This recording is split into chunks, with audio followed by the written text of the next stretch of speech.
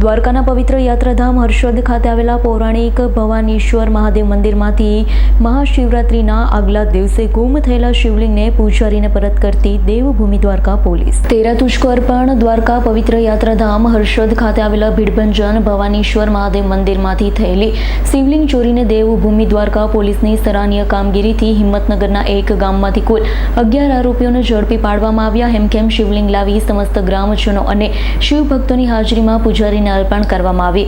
આ તકે મંદિરના પૂજારીએ દેવભૂમિ દ્વારકા જિલ્લા પોલીસની પ્રશંસા કરતા જણાવ્યું હતું, દેવભૂમિ દ્વારકા પોલીસ પર ગર્વ છે. શિવભક્તોમાં પણ હર્ષની લાગણી જોવા મળી. મહાશિવરાત્રિના પહેલા દિવસે એટલે કે 25 તારીખે જ્યારે મેં મંદિરમાં સાડા 7 થી 8 ની વચ્ચે જેવી અહીં આવ્યો ત્યારે મેં મંદિરમાં અંદર પ્રવેશ નહોતો કર્યો. સભાખંડમાં જો આવ્યો જોયું તો મહાદેવ દરવાજો ખુલ્લો હતો. મહાદેવ શિવલિંગ અને નાગ દેવતા ઉપરના કોઈ હતું નહીં. એટલે મેં તો તાત્કાલિકના ધોરણે ટેલિફોનિક ત્યાંના સ્થાનિક પોલીસ કલ્યાણપુર પોલીસ અધિકારી શ્રી ઉષા મેડમનો મેં ફોન કોન્ટેક્ટ કર્યો.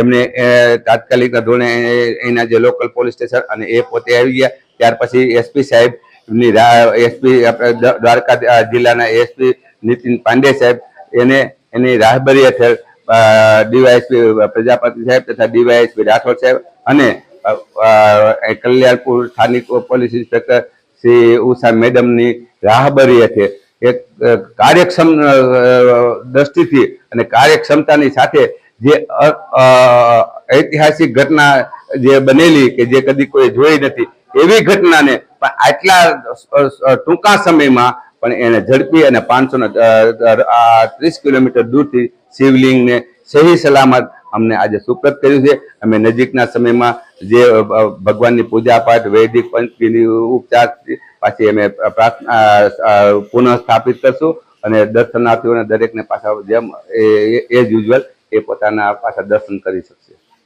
Bureau report S9 news Dwarka. અમારી તમામ માહિતીથી અપડેટ રહેવા માટે જોડાયેલા રહો S9 ન્યૂઝ સાથે.